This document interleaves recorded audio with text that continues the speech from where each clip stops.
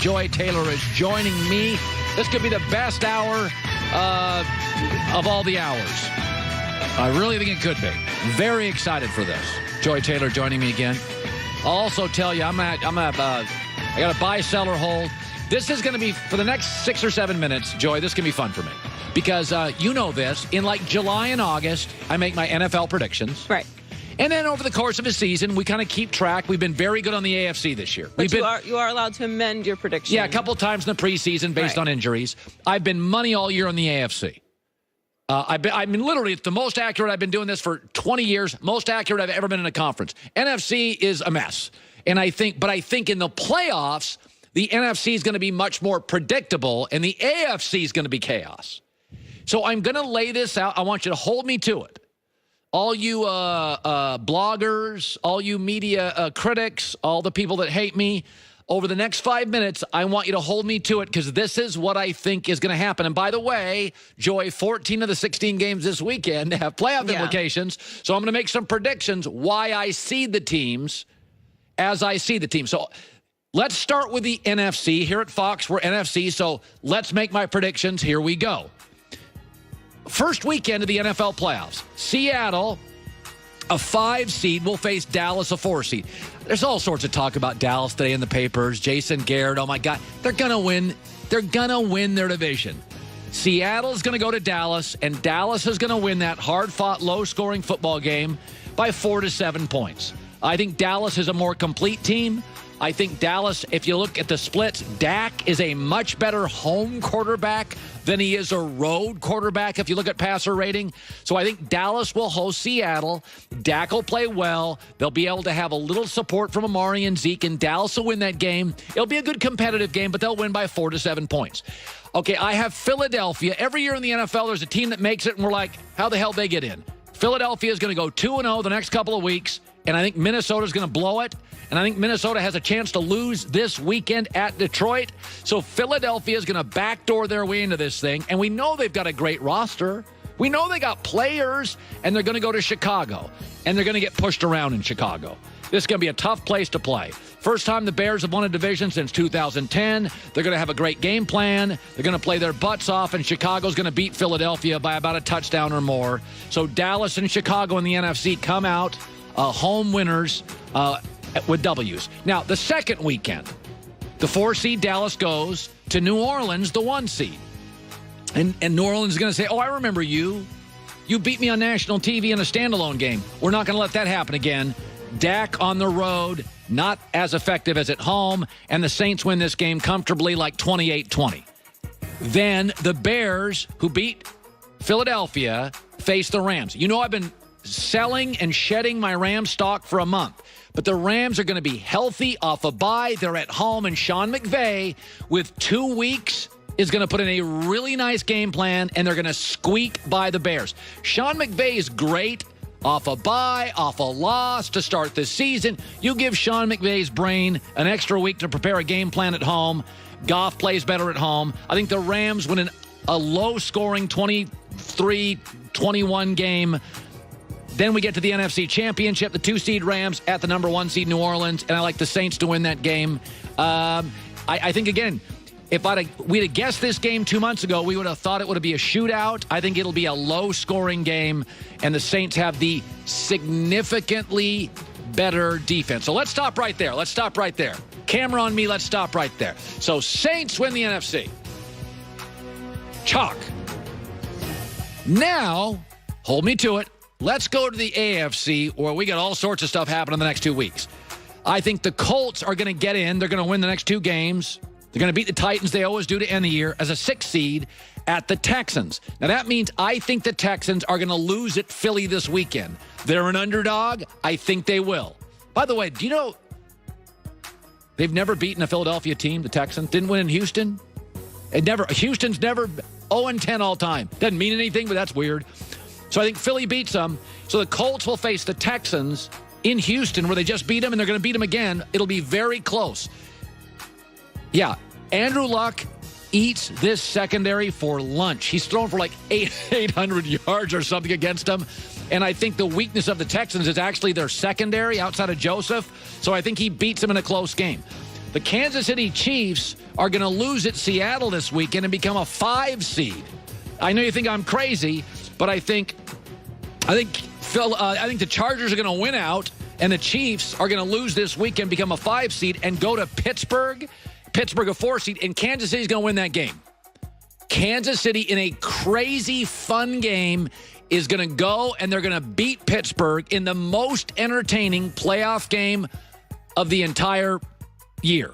Kansas City will win in Pittsburgh. I think right now, I actually think there's things they do that I trust offensively, and I don't know what I get Pittsburgh week to week. It's close. I'll take Andy Reid over Tomlin in a really close, fun game. Now, that's the first weekend of the AFC. Let me go to the second week of the AFC. The 6-seed Colts now go to the number 1 rested Chargers, and they're going to get rolled. Like, listen, we know the Colts are still kind of in a rebuilding mode. That is a personnel mismatch. The most talented playoff team is not the Saints. It's the Chargers. They got 2 of everything. Like Noah's Ark's team. They got 2 of everything, man. And they're going to roll the Colts, who squeaked by the Texans and have to go on the road again, and they're going to get rolled. And then the Chiefs, a 5 seed, go to the Patriots. And I think New England ends up a 2 seed because they're going to win on the rest of the year 2-0. And I think Kansas City this time beats them. I think Kansas City is going to be the team that you can beat them once. Standalone game, big spot for Patrick Mahomes. But I think Patrick's going to be able to beat Pittsburgh second time he plays them. And they're going to be, sometimes you lose a regular season game like Saints to Dallas. It's an advantage. It's very hard to beat a great team and a great coach 2 times, 3 times in a year. Kansas City beats New England, and New England looks old, and New England looks tired, and we all sort of get it. And then in the AFC Championship game, we have the Chiefs at the Chargers, which is going to look odd, and I don't know who's going to win. You're going to bail right now? Yeah. I don't know. I have to see the injuries.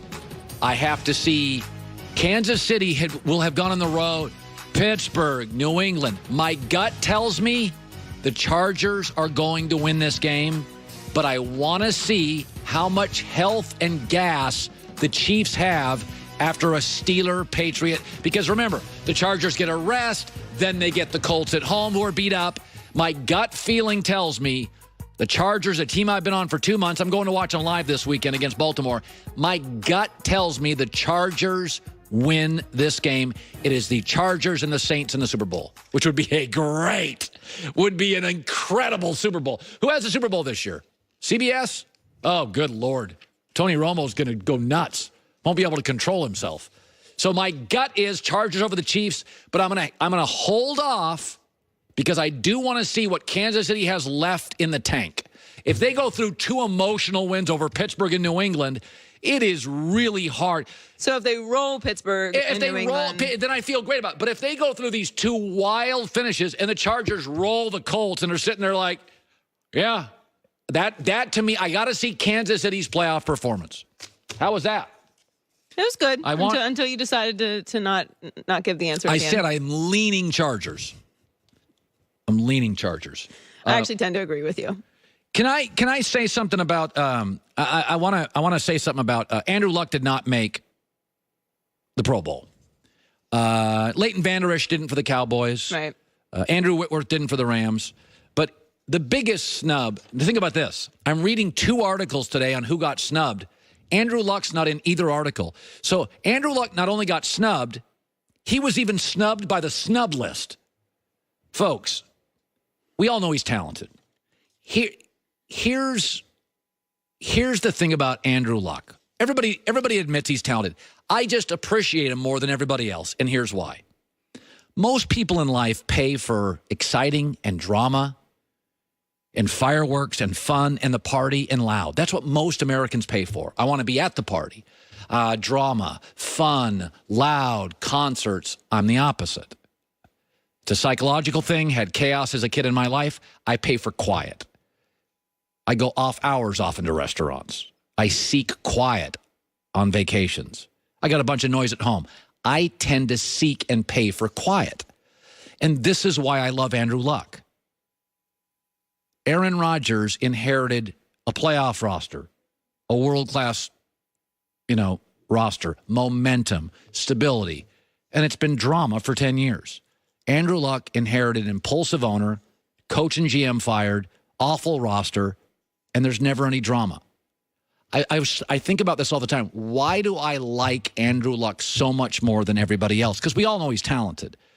Is that Aaron Rodgers inherited all this stuff. He and Big Ben, there's nothing but noise, nothing but loud, nothing but comments, nothing but passive-aggressive, nothing but... And they both inherited the Packers roster and momentum and stability and the Steelers roster and momentum. Those guys drive me nuts. Andrew Luck got nothing and has never complained. There's no noise. He puts a wet blanket on everything. And there is something in my life I tend to pay for quiet. I appreciate quiet. I seek quiet. I seek calm. Most people pay for loud, party, fun, concerts, noise. And like there's a website called Captain Andrew Luck. It's obviously not Andrew Luck. It's a Twitter site, and it's the funniest thing on the internet. Today's was, "Dearest mother, I have received your care package of braised turkey knees and spiced pigeon toes.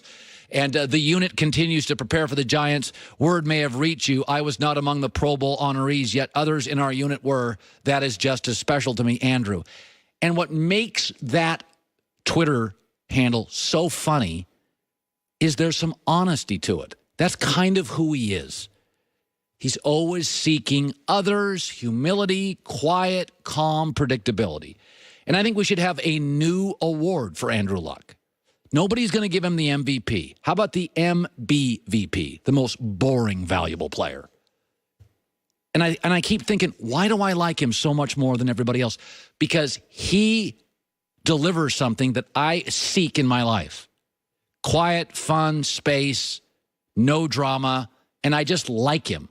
And these other guys, Ben and Rodgers, inherit everything, and it's nothing but drama for a decade. And those guys wear me out. People like that wear me out. So I'm giving him my MBV player, Andrew Luck. He got snubbed, not only by the Pro Bowl, he was snubbed on the snub articles. They didn't even mention him in the snub articles. So he was snubbed by the snubbers. That's when you really know you have been snubbed. Buy, sell, hold. Former Packer James Jones is going to be joining us in studio coming up next. The holidays give us time to reflect back on the special people that we've either overlooked or certainly appreciated during the year. Friends, family, business associates,